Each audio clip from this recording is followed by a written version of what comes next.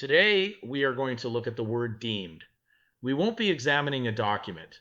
We won't be examining a form. We will examine a mere word, and one of the most dangerous ones in law. Deemed is a legal declaration that replaces truth with presumption. In the next few minutes, I'll show you what deemed really does, who it benefits, and what it means for a Christian conscience. Here's the fundamental point to consider. Only God creates reality by declaration. The state can only imitate that power by language, and deemed is how it does it. So the question isn't small. When the law says something is deemed, are you witnessing truth or watching a system pretend something into existence? In law, deemed does not mean something that is. It means we will treat this as if it were true. Regardless of facts, regardless of reality, a deeming provision does not discover truth. It overrides it. Here's an example in plain language. You may not be X in reality, but for the purposes of this system, you are deemed to be X. That's not law observing reality. That's law commanding imagination. Now, let's slow down for a moment because deemed isn't sloppy wording. It's very precise and it's intentional. In law, deemed is used when something cannot be proven, cannot be established as fact, or does not naturally exist, but the system needs it to function as if it does. So instead of proving reality, the law declares treatment, not this is, but instead, this shall be treated as if it were so. That distinction matters. A deeming provision doesn't describe the world, it instructs behavior within the system.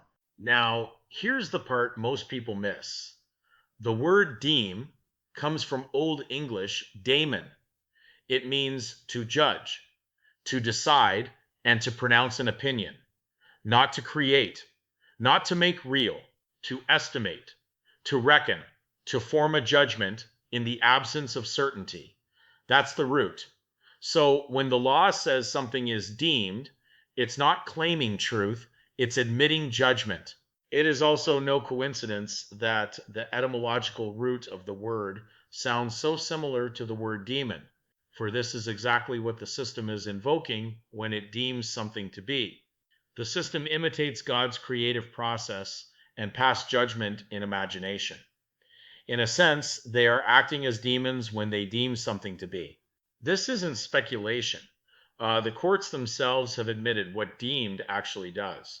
In one of the clearest judicial explanations ever given, a senior English judge explained that when the law tells you to treat something as if it were real, it is openly asking you to enter imagination and then to live out the consequences of that imagination as though it were fact. That explanation came from Lord Asquith of Bishopstone, not a critic of the system, but a voice inside it. He said in his ruling, if you are bidden to treat an imaginary state of affairs as real, you must surely, unless prohibited, also imagine as real the consequences and incidents which, if the putative state of affairs had in fact existed, must inevitably have flowed from or accompanied it. Listen to that carefully. The law isn't hiding what it's doing. It's saying, we know this is imaginary, but once you accept it, you must also accept everything that follows from it. That's what deemed really means. Not truth, not creation, but agreed participation in an imagined condition and responsibility for its consequences. And that brings us right back to the divide. God speaks and reality forms. The state speaks and asks you to act as though it had. That's the difference between creation and imitation, between truth and presumption, between standing in what is and performing what is merely deemed. And this brings us right back to the contrast. God doesn't deem the light good. He creates the light, and it is good. The state can't do that. So it borrows the sound of authority, the grammar of creation, but without the power behind it. Deemed is the giveaway.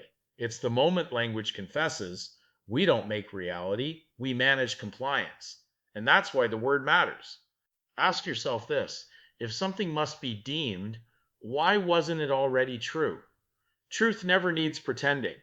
Now contrast that with Genesis 1, and God said, and it was. Notice the order of events here.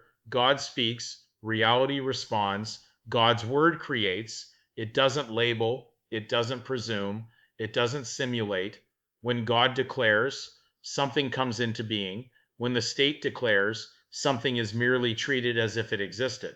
Same structure, but a very different authority. God says, let there be. The state says, let it be deemed. One produces being, the other produces legal obligation. One creates life, the other creates liability. That's not accidental, it's imitation. Here's where conscience enters the picture. Every time you act as what the law has deemed, you energize the fiction. You're not lying verbally, but you're performing linguistically. That's the danger. Not force, not violence, but participation. Remember this: truth stands, but fiction must be maintained. Ask yourself, what collapses if I stop performing? The remedy isn't rebellion or evasion, it's clarity. A Christian doesn't argue with a fiction, he withdraws belief from it. You don't need to attack the word deemed. You simply refuse to confuse it with truth. Light doesn't fight shadows, it ends them. The journey to free yourself from the yoke of the state begins in your mind. You need to act in faith and withdraw your own belief in this system governed by legal spells. It sounds simple, but this is often the biggest obstacle for people that have lived their whole lives in the proverbial matrix. So here's the line in the sand: truth doesn't need permission, reality doesn't need a legal statute. Only fiction needs to be deemed. And the moment you stop performing under the guise of as if, the spell breaks, because you can't maintain a presumption you refuse to carry. Stand in truth, let the paperwork collapse under its own weight. For deeper essays, full audio readings, and the complete Fictionary dictionary, join us on Patreon. The link is in the description. Peace be with you.